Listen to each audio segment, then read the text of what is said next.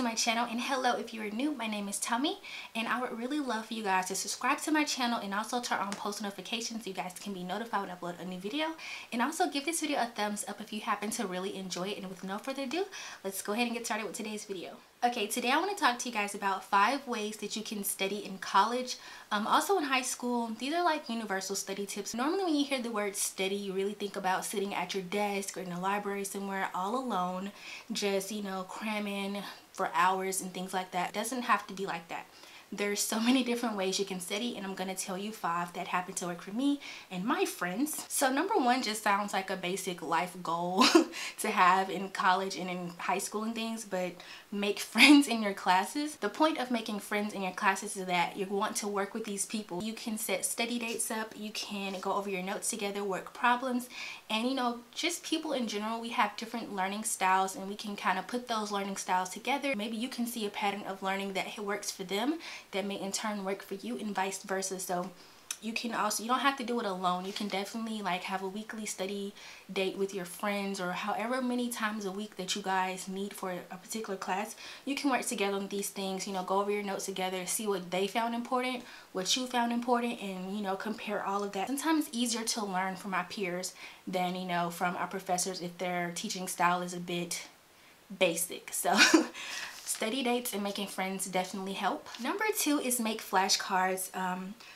The reason why flashcards are great is because they're portable, so you can take them anywhere, but also just the act of writing down those additional note cards, you know, filled with information, actually kind of helps you maintain information in your brain. You're deciphering that information, putting down the most important things that need to be said, or, you know, the easiest way possible for you to learn this information.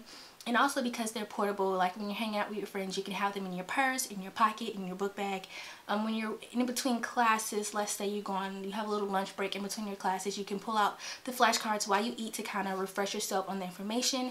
When you're hanging out with a friend like all day or something, and you can have them quiz you on that information randomly, like, hey, hold these flashcards and just pull out one randomly every so often. So it's not like, you know, you're thinking about all the information at once, but they're quizzing you on that one particular thing then and there randomly. So flashcards definitely work too. They're also better with friends. Just have your friends quiz you whenever you can. Number 3 is set a weekly tutoring appointment. So my school, we have like free tutoring. It's embedded in our tuition somewhere. So you have, you know, the Learning Center, ISL, which is the Instructional Support Lab. We have ETC, extending the classroom. So we have all these things that help us learn. The tip I have is to set up a weekly tutoring appointment. Here at my school, we can do a standing appointment, which means that you will meet at that time every week at the same time until you cancel it. You can also just do like a standard, like, hey, I need tutoring for like just one time. You can do this as well, but you can have a weekly tutoring appointment set up for you as many times a week as you would like. This is definitely a really great option if you're having trouble looking at the material outside of class.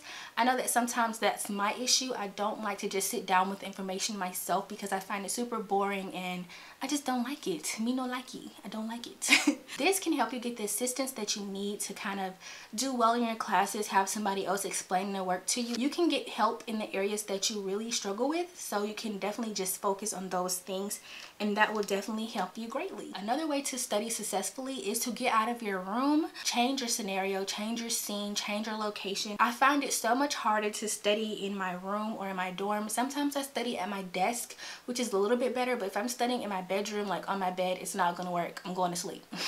I am going to sleep, y'all. I find that I study longer and more effectively when I'm in like the library or in a study room on campus or something. Like, we have study rooms in our dorms, in our dorm building as well, but there's like study rooms in the library, study rooms in like the computer labs and things like that. So definitely get out of your room. And my final way to study, or just to get more information on the subject at hand, is to basically watch YouTube videos.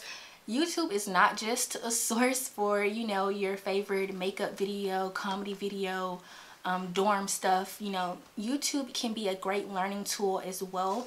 For a lot of my accounting classes, I find that a lot of the videos, especially at Khan Academy and stuff like that, they have some really great videos that really explain how to do these problems and everything like that. So Khan Academy has many subjects in the math field. I think they do other ones too, but Khan Academy and YouTube really helped me with a lot of these subjects. Even when I took like a theater class, I would watch the plays that we had to like read in class, I would watch the plays on YouTube, and literally y'all, I made bomb grades. Like when I had to do what, trifles, what else, opetus, it's not opetus, okay, even just theater stuff we had to watch, like those literature classes. I would watch analysis videos of like books and things like that.